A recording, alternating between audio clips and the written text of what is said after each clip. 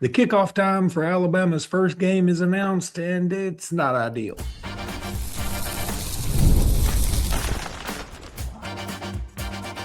You are Locked On Bama, your daily podcast on the Alabama Crimson Tide. Part of the Locked On Podcast Network, your team every day.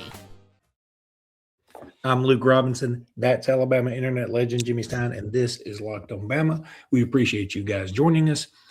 Jimmy, we got a lot to talk about today. We'll get into some recruiting a little bit later on. You want to talk specifically about a certain safety here in the state of Alabama. Also, we're going to get into the roster countdown, which is going to feature a guy that we signed from the state of Alabama last year. So this year. It's like a theme. Yeah, it's a theme. So I like it. But I think we'll start off. Listen, by the way, I'm going to sneak in somewhere in there all the back and forth 10th grade drama going on in the SEC right now. It's kind of nuts. It is what makes the SEC better, though. It's fun, right? I mean, it's especially when you're not in it and you get to stand back and watch it, and it's not your team, so you have to get all super fired up about it. I was going to say, I don't know if I'm happy we're not in it or not, but we'll talk about that in just a bit. Right now, we're going to talk about some kickoff times that were announced. And look, I know that you guys have all seen this, and you may be thinking, well, what's the big deal? Well, the big deal is, to me, when you start getting these kickoff times, it starts feeling real. You know, exactly. I mean, honest to God, it's so different to me when you start getting the kickoff times. It's like, okay, it's coming around the bend. I mean, I was sitting this is not a joke. I was at my son's graduation Monday night at Arizona State, and they had held it in Sun Devil Stadium, and that place is appropriately named because it felt like hell. It was so hot. The sun just beat me. Was there an 11 o'clock kickoff at your son's graduation? No, it was actually a 7:30 graduation, and Harrison Ford was the commencement speaker, which was which was great. He got a that's pretty awesome, though. It was, and it was awesome for me. Child like me, you know, who loved Han Solo before everybody else did. I loved Han Solo because everybody else was calling me Luke Skywalker. I was like, I want something different. But it was great. He got a little political at the end, just a tiny bit, and I was like, man, you were such a speech. I don't know why actors feel the need to bring in something political, right or left or whatever, every time. I'm like, all right, you're doing so well. Just stop. So anyway, but I knew he had to be about dead because he was in like one of those judges' robes, you know, they wear, and he got an honorary doctorate or whatever, and he's 80 or whatever he is, and he's still. He'd be a lot older. It'd be a lot older if Jabba the Hutt didn't freeze him. That was a good line, and I can't believe you pulled that out. But anyway, so. My whole point was, while I was sitting in the stadium, all I could think, even though I was sweating, like nobody's business, I was thinking, God, I can't wait to be back at football again. And so getting these kickoff times is just another step closer, if you ask me. Now, here's the thing, and we're going to go over a few of these schedules. We're going to go over the whole weekend, the first weekend. But Alabama, 11 o'clock on ABC against East Carolina. Look, it's still football, okay? And there's a part of it that I'm happy about because you knock out the Bama game. It should be an easy win. Should be, theoretically. And then you get to probably come home and check out Auburn Baylor, which will be on at 2:30 that day. DJ Lagway Redemption Tour. DJ Lagway Redemption Tour and Byron Brown, I don't know about redemption, but just tour. Who's a better quarterback? That's a fun question. Who's a better quarterback? DJ Lagway or Byron Brown? Here's the thing. At Alabama, I would take Lagway, but the reason I'm doing that, I'm kind of cheating there. I think Lagway's a better fit in Alabama's offense than Byron Brown. Well, and I also think he's probably – I think Lagway's got a higher ceiling. I think we've seen Brown – about what he can do. And it's pretty good. Brown's a good quarterback. I mean, I'm just saying that, I think Lagway's probably got more potential, and maybe I'm doing like an NBA GM and instead of taking Yaxel Lindenborg, I'm taking, we're kind of taking the pro prospect angle of it, maybe a little bit there. But anyway, I didn't mean to interrupt. That was just a great I didn't really think of it until you just said it I knew it was DJ Lagway, and that's kind of the story of Baylor, but until you said it, I'm like, that's an interesting quarterback battle, because these are not two of the top 10 guys in the nation, but hey, these are two guys that any Joe college football fan from Arizona can name, their names. So, and then Clemson LSU that night, where game day will be. And so I found that Alabama's time. I'm like, dang it, it's the one time we didn't want. Now, you and I got into a thing the other day about Kentucky kickoff time. I can't wait till that comes out. I'm assuming like all the second week stuff will be pretty short, like revealed. All this will be coming out pretty soon. But then, of course, you also have Colorado, Georgia Tech on Thursday, Miami at Stanford at 8 o'clock on Friday, and you have Louisville, Ole Miss on Sunday in Nashville. That's a fun game. And then SMU, Florida State on Monday, September 7th. I don't know what it is with Florida State, like always playing on Monday, it seems like, but it seems like they do. Got a question for you about Florida State. Ready for this? Ready. Eager to see your answer here. SMU beats Florida State on that Monday night. Is Norvell fired after game one? No. Frankly, I'm not sure Florida State can afford it. There'll be some Florida State person listening. Florida State loses game one to SMU and then loses game 3 to Alabama, and they're 1-2. Is Norvell fired, or do they wait till November? Or you're saying they might not be able to fire him at all over money? He gets a monster buyout, if I remember. He does. Right. He does. It's not Jimbo Fisher, but it's enough to where him and Jimbo would live in the same area code, the same zip code. And probably Florida neighbors. No, they're not, and it is an enormous buyout. But if they start out 1-2 and have another losing season, there is something worse than losing, and that's apathy. And if apathy sets in, plus it's so hard. This is one reality about making coaching changes that used to not be the case that we need to get used to.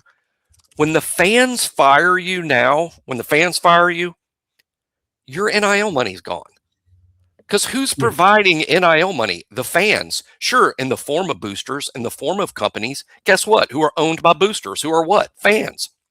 When the fans fire you and you lose the NIL money, how are you going to rebuild the program with less resources? That's the way it seems to me from the outside. That might not work exactly that way at every place. I'm not pretending that it does, but it seems that way from the outside, right? It does. Now, here's something to note. Florida State actually starts on week 0 against New Mexico State, and then they play SMU, and then they have an off week before Bama. I mean, everybody's got they would just be 2 games before Alabama, and could be 1-1. SMU is in a lot of preseason top 25s. They have Jennings back, a quarterback, Kevin Jennings, who's a good player, who's Byron Brownish, by the way, very similar player to Byron Brown, I think. But wow, so Florida State could be 1-1 going into the Alabama game. It's not like last year. They're not sneaking up on Alabama, and they didn't sneak up on Alabama last year. I think, I recently rewatched that game. I really think it was about Alabama. People say they just weren't ready to play. I don't agree at all, because Alabama started the game well, offensively and defensively. A couple of untimely penalties kept that first Florida State drive alive. I think what Alabama wasn't ready to do was respond after being punched in the mouth. That's different than not being ready to play. I think they were ready to play. They weren't ready to respond if it got tough and sort of wilted. But boy, did they fix it, because we don't ever talk about it. And it's strange we don't talk about it because we're an Alabama show. But they played great against Monroe and Wisconsin in back-to-back games, and Georgia following that Florida State humiliation. We don't give enough credit to the guys and the coaches for an enormous bounce back after being literally knocked out. Like, that was Buster Douglas knocking out Mike Tyson, and then Tyson getting up the next week and beating Foreman and Spinks, and I don't know who all he fought. I'm not a boxing guy. Did he fight Glass Joe? Sonny Liston or something? All right, but what Sonny Liston, we would have killed him. Anyway, because he would be 82 when they fought. But anyway, one other thing, boy, when you were talking about that, about Alabama's first drive, I can't believe we hadn't made this comparison before. But you're right. We probably do need to give them more credit. Look, the game sucked. Nobody's making excuses for that game, and I don't want to rehash the whole thing, even though we are going to rewatch it and talk about it later.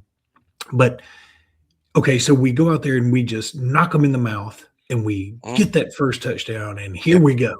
And then from the rest of the game on, it felt like Florida State owned it. But like you said, it ended up where, dang, it was only a 7-point game with 7 minutes left, and we just now, you know what, that juxtapose that to the UCLA 2000 game where I was also at that game, and we score on that punt return by Freddie Millins after stopping them 3 and out with a couple of sacks, I think. Yeah. And from that moment on, after that punt return, they just beat us into submission. Now, it turned out, I think they only won that game by 17 or something like that. Yeah, but worse. So it wasn't as bad as you thought. I mean, like, we've seen worse blowouts, like Indiana, by the way. But it felt like complete domination. And now that Alabama team did not bounce back. They ended up 3 and 8. And I know I'm not trying to compare Kaylen DeBoer to Mike Dubose. That's comparing oranges to some fruit nobody's ever heard of. But it is a testament to DeBoer to be able to get everybody refocused and make the playoffs. Again, the Florida State game sucked. Trust me, I was there, and it was worse in person than I can possibly imagine anywhere else. I'd rather watch it on the moon. We look forward to week 1 more than any other week all year. It's the nature of a season that's short and the nature of a long off season. We look forward to week 1 more than any other week. And nothing is consistently more misleading than week 1. True. If I would have on the show, we had a very highly watched show after that. It was, I think, our all-time most watched show. I don't remember if it was that or the Saban retirement day. But both were heavily watched. But if I'd have said in front of this big crowd that came in to watch us cry, I guess, if I'd have said, y'all are panicking, Alabama is going to be in the playoff and Florida State is not going to have a winning season, y'all would have clicked it off and never watched again, because you'd have been, this guy has absolutely lost his marbles. There's no way that's happening. Yet both things happen. Why?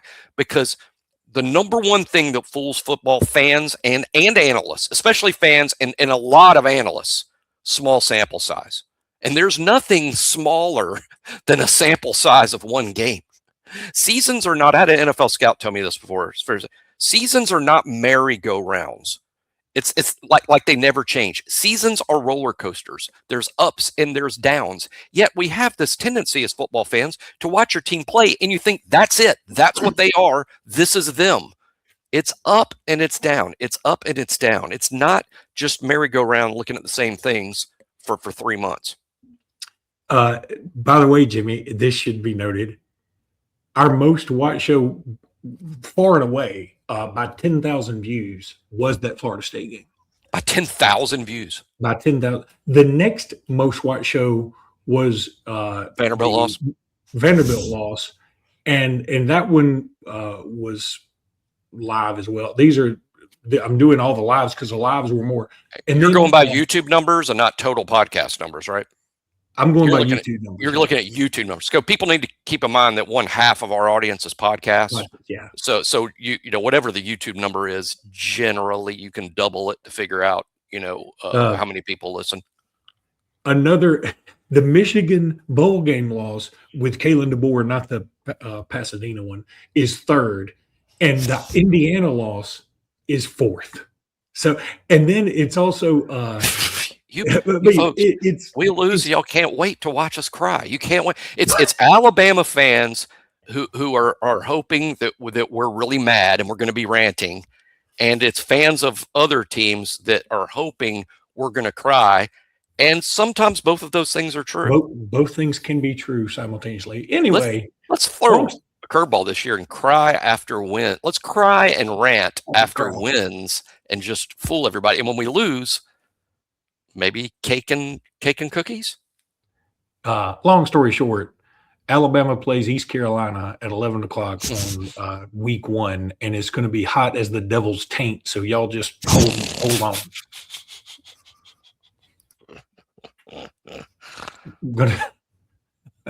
Didn't think I'd work that. Didn't have that word saying in there on the bingo card. Okay, we're going to talk a little Wayfair now. Your outdoor space should feel like you, Jimmy Stein. It's one of those spots you keep meaning to fix up but never quite got around to. That sounds like you, Jimmy Stein. That's where Wayfair comes in. They make it easy to find pieces that match the vibe you want. Look, I love how easy it is to filter by the style and by the budget. That's so much fun. And with thousands of verified reviews, you feel confident in what you're getting from Wayfair.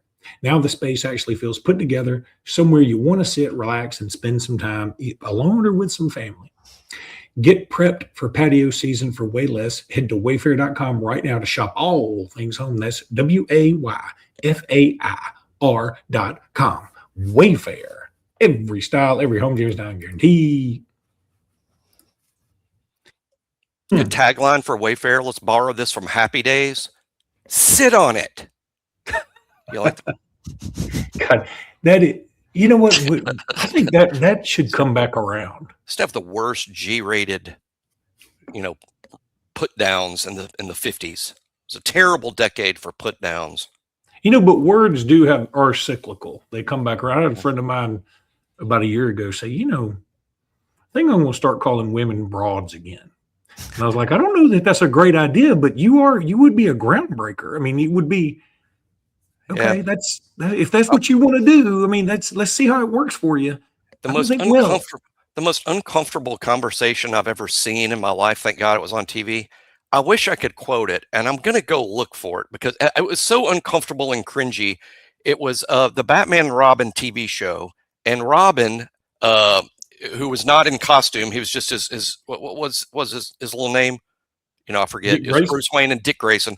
Dick Grayson, not Robin, is in what amounts to a malt shop, and he's flirting with a girl, and I guess the idea, I don't know if she was the daughter of a bad guy, I don't know, but that conversation, on the one hand, I can't remember any of it because I erased it from my mind, but I do remember it was the most cringy conversation. I can't believe people just talked like that in the 60s, what he was saying, and I'm gonna find it and bring it up on a future show and read the narration, and people would just be stunned that people talk like that in the 60s. Like, spoiler, Jimmy will not find it because he has no ability to use tech.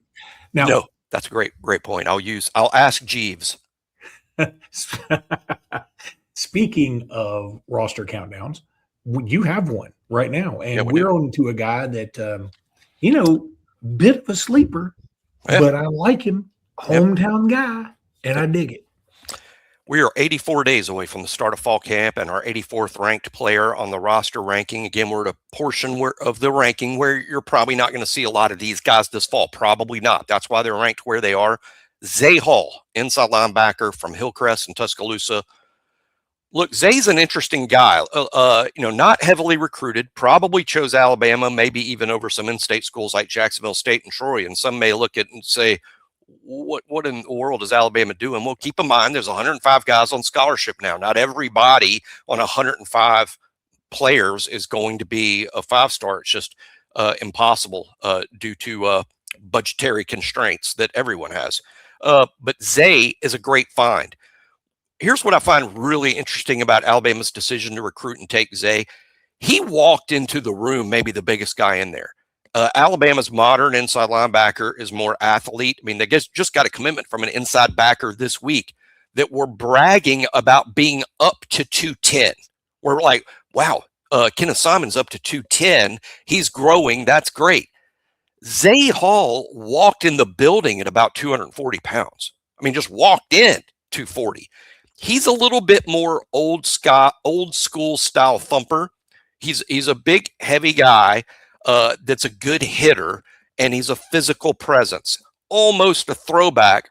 The question with him, and if he can develop into what we need at inside linebacker, is just his ability to play in space. I think that's going to be the question. That's going to be what he has to work on, because there's a lot to like here. Now, for a thumper, inside thumper, he's got some length. I mean, this is a 6'3" guy.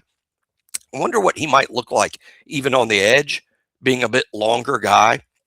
But this was a good, solid hometown pickup, likely to stick around. A lot of people get frustrated at some of the developmental guys show up, develop right before they're ready to play. They hit the portal and go play for somebody else now that they're ready. That's frustrating. But here's a hometown guy, I think, that's less likely to take that path. So I'm excited about him. One last thing I'll throw in, custom built for special teams.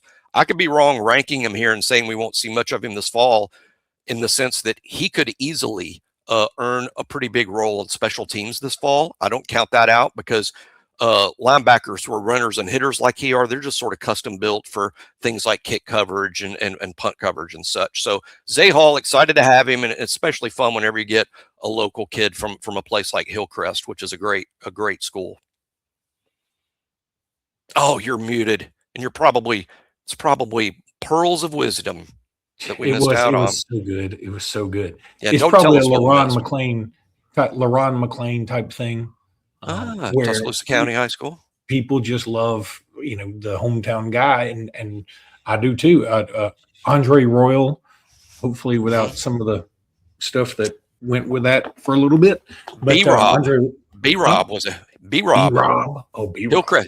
Hillcrest back. Same school, Hillcrest. Yeah. I should have thought of him first. I don't know why I thought of LaRon McClain first, but LaRon McClain, if y'all don't know, that guy's gumped out, and I love it. LaRon sometimes hangs out at the football building. I've seen him up there. Yeah, he's a good dude. All right, let's talk a little Indeed. Workplace chaos, deadlines stacking up, inbox overflowing, and the one position you have to fill still sitting open.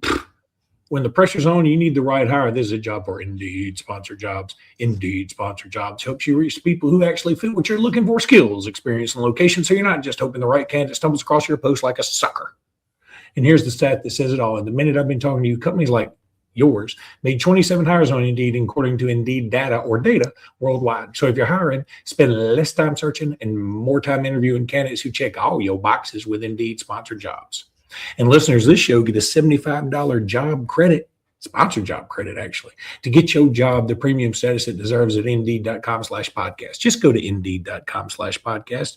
Go there now. Terms and conditions apply, because they apply to everything. Need to hire? This is a job for Indeed Sponsored Jobs. And then there's Rocket Money. Thank you. I not Rocket Money. I need to let you do. I shouldn't have done that. I shouldn't have done that sign based on the overlay that you actually put up there. That was a bad choice. I think you're trying to go to Rocket Money. Oh my God! I did go wrong. I went to Rugiet. Well, I did my Rocket thing. I know. Did my Rocket thing. It was bad I think they both apply. If you've ever opened your bank account and thought, where did all my money go? You're not alone. Keep track of subscriptions, spending, and bills, and all that stuff can get overwhelming, yo. That's where Rocket Money comes in, helping you take control of your finances all in one place. It tracks all your subscriptions in one spot and can help cancel the ones you don't need with just a few taps. It automatically categorizes your spending so you can actually see where your money is going, and you can set budgets, get alerts, and stay on top of upcoming bills. It just makes everything so much easier, yo. Rocket Money is a personal finance app that helps find and cancel unwanted subscriptions, monitors your spending, and helps lower your bills so you can grow your savings. Let Rocket Money help you reach your financial goals faster. Join rocketmoney.com/lockedon. That's rocketmoney.com/lockedon. Jimmy Stein guaranteed it. I guarantee you my money will rocket off somewhere. No kidding, man. All right, so I do want you to talk about a certain safety at Thompson that we're recruiting very heavily. But before we do that, and before I forget, and this may be a topic we talk about every podcast from now on, because it seems like something happening daily. The Lane Kiffin drama and Ole Miss. It is. Look, I have no problem saying this. I think Lane Kiffin's a pretty good football coach. Sure. Obviously, he got Ole Miss to a great place. Should be noted. He had a lot of things go his way last year. Okay. Mm-hmm. But he's done a good job. Mm-hmm. He also, I think, ultimately is going to crash and burn at LSU. I really believe that. I just believe this guy has a self-fulfilling prophecy of, hey, I'm going to get in, do pretty well, and then get out. And when I get out, things may burn. So he, for whatever reason, this whole Vanity Fair thing, at first, I was like, yeah, I'm glad we're not in all that mess. And then I was thinking, well, any pub is a good pub. And then I thought, nah, I don't believe that anymore. So look, Lane is going to be so interesting this year. And the fact that I think somebody in our text chain brought this up, that it looks like game day might not be at Ole Miss LSU because it may just be too much to deal with. The Oxford Police Department has already been like, it's 6:30 at night in Oxford. I'm fully expecting game day to be there. I don't know how they would miss. It was already maybe the most interesting game of the year, and now it's the most interesting game of the year on steroids. I mean, Lane is a real interesting guy. First of all, he is a great football coach, and he's going to win at LSU. I'm sure he is. I'm sure because he's won. He won at Ole Miss. He won at Florida Atlantic. He sort of won at Tennessee, even though he was only there a year, and won at Southern Cal before it turned on him. But Lane's going to win at LSU. I'm sure to some degree he will, but I don't know. He's such a weird guy. You know, the Vanity Fair, you know, the fact that this long form interviews in Vanity Fair, or one day we're going to be asking ourselves or saying, did you see what Lane Kiffin wore at the Met Gala last night? Did you see Lane's outfit at the Met Gala? I mean, he sort of seems like he's that guy, right? And like when he leaves LSU, it's going to be to host Wheel of Fortune or maybe to host, to host whatever morning show with that little, Regis and Kathy Lee type show. Yeah. He could do that. I mean, he's very. What does it pay? I just think that Lane is he's a celebrity. There's not many celebrity coaches, and I think he kind of wants to be that. You know, I think he kind of wants to be the celebrity coach. But none of that's to take away the job that he does. He's an excellent football coach. Last thing I'll say is Lane starts out as the bomb because he's winning. And then when he leaves, he's a bomb because the place has exploded. That's so true. And the reason I said the game day thing, even though I'm looking now, I went and looked at week 3. That's really far and away, not even close, the best game on week 3. The second best game may actually be Florida State at Bama. There'll be a lot of attention on that. Do you think Ole Miss LSU is probably going to bump us to a daytime game there? Yeah, we play 11 a.m. 3 weeks in a row. Boy, that'll set us off. We'll be some angry gumps. If we're playing 11 a.m. 3 weeks in a row, like we're big noon Fox. But regardless, on our text chain, a guy that has some information occasionally was like, you know, he's been told game day is not going to be at Ole Miss for various reasons. I'm like you. At first, I was thinking that's a codlock. Can I say that? I think I can. Well, you said something else, so why not? And anyway, I think it's a lock. And but then I thought, well, it does make some sense because that place is going to be extra rowdy. So I don't know. But we're going to talk Lane the rest of this week. I mean, he's just a guy that you can sit around and talk about forever, whether that's positive or negative. You are talking about him, and that's something. So let's talk about the Thompson safety that you love, that Alabama's turning up the heat on. Yeah, Junior Tuu'upo. He was known as Junior James a year ago, like Ryan. He went under the name change. Is now known as Junior Tuu'upo. And he's a safety at Thompson. Alabama's visiting him today, which is one of the main reasons I wanted to talk about him, because this is he's in the news today as I think Jason Jones and maybe even some other Alabama coaches are going to see him at Thompson today. And I think Brian Ellis may be going because I think they're seeing Trent Seaborn too. Junior is a really interesting safety. The reason that I extra love him, first of all, his offer list is so good that you could make an argument that he's the number 1 player in Alabama. I know that sounds crazy because nobody ever says that. But if you look at who wants him and who's recruiting him and who likes him, you could make a case that he's the number 1 player in Alabama. On these lists, you more or less see him somewhere between 10 and 20. But his offer list is really sexy, as the kids say. Now, as a prospect, what stands out to me is he's a pure safety at 6'3", 195, and his best trait is physicality. So think of a 6'3", 195 physical DB that plays for Thompson, and then I tell you, most of the time this kid lines up at cornerback. That's what kind of athlete he is. He's a corner at Thompson on more snaps than not, And when he's not at corner, he's at nickel corner. Now, sometimes he does line up more middle of the field safety type thing. And when he's at corner, Thompson plays a lot of zone. So he's really kind of coming off a man and kind of making a break on the ball, doing safety type things. I'm just saying this is a physical presence safety who's athletic enough to play corner, and he plays at probably the premier program in the state. He's going to show up at Alabama, not lost. He'll show up at Alabama as a kid who regularly competes against other college football players. He's guarding, what's his name, Kimbrough, who might be the top 28 wide receiver in Alabama. That's who he's going up against every single day. I mean, that gets you ready to play in the SEC quicker than most. Junior Tuu'upo, I'm a big fan. To me, I consider him an elite prospect. To me, when I watch the tape, slam dunk national top 250 type guy. And I think he is ranked that way. Slam dunk national top 250 guy. I think the argument with him in terms of where you rank him, is he a top 100 player? I don't think that's crazy talk. I mean, he's awfully good. I'm a big fan. And likely, I'll say Alabama the favorite here is what I'll say. Okay, that's great. A couple of more quick things. First of all, prayers up to Ahmad Hardy, who's out of the hospital now, the running back from Missouri who was shot, at a concert the other day, just nuts. Somebody was asking, like, hey, I wonder if he could come back and be this year. Like, Raekwon Davis got shot and played like 3 games later. So, yeah, he can do it. Or 3 days later. I said 3 games later. I meant 3 days. The other thing I wanted to say, it sounds like Alabama and Iowa are working on a home and home for basketball. Man, I dig that. I think that's awesome. I love that. Iowa's a good program. Iowa beat Florida in the round of 32 this year.